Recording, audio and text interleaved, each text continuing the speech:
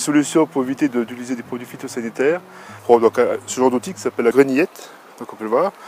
Et sans donc déranger la vie microbienne du sol, on travaille la terre. L'avantage, c'est qu'on casse la première structure du sol, qui permet donc une meilleure aération par rapport à la pluie et passage de la lumière et de l'eau. Et en même temps, pour les herbages, sur le coup, ça va tout seul. Il suffit simplement de tirer les mauvaises herbes et tout vient en même temps, les racines, et c'est plus facile à désherber. On a des petits gestes à respecter, tout simplement. Voilà. La vie microbienne au sol, elle n'est pas dérangée. Et automatiquement, les graines qui sont dans le sol, ils restent toujours dans le sol, ils ne voient pas le jour, et en même temps, ils sont attendus à se développer. Ce qui est aussi intéressant, pour éliminer les mauvaises herbes de façon naturelle, tout simplement, les plantes ont besoin de lumière pour se développer. Si on leur cache la lumière, automatiquement, il n'y a plus de lieu de faire un développement naturel pour faire les fleurs et les graines par la suite.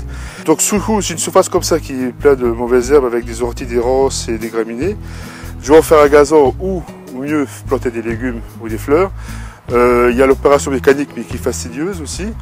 Et sinon, plus pratique, on prend une bâche noire qu'on étale sur une grande surface, simplement. Voilà. Donc c'est un exemple. On met quelques pierres pour tasser de façon à ce que automatiquement qu'il n'y ait plus de lumière qui passe. On laisse agir quelques semaines et après sur le coup, il n'y a plus rien. Donc après, on a juste à utiliser la grenillette pour travailler le sol et faire ses plantations. Voilà mes amis les orties. À la base, pourquoi? Parce que l'ortie a un intérêt riche. Parce qu'en fin de compte, il peut aussi bien être fertilisant pour les plantes, mais aussi un insecticide naturel et en même temps désherbant. Ce qui est important aussi à savoir, c'est qu'on peut donc en faire un purin. Un purin dit donc plante qui macère dans de l'eau. Et au bout d'un moment, il y a des odeurs un peu de campagne qui ressortent. Donc si vous le faites, pensez à le mettre dans un coin du jardin, peut-être au fond du jardin avec un couvercle. Donc on a le purin d'ortie, le purin de prêle, le purin de consoude, etc. qui chacun a son effet.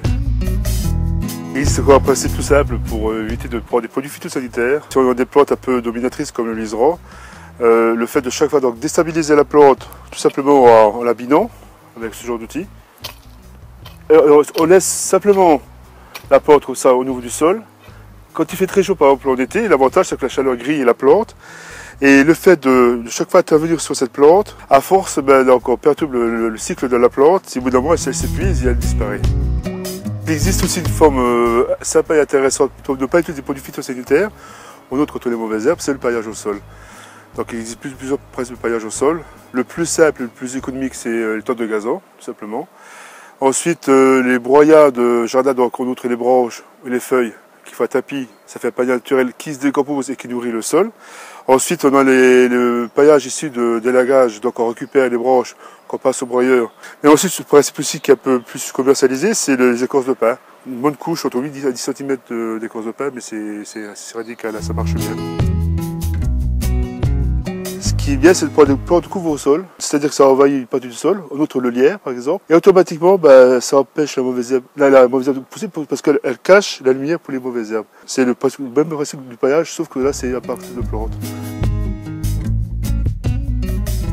Ce qui est efficace aussi, c'est de pouvoir accueillir nos amis les insectes.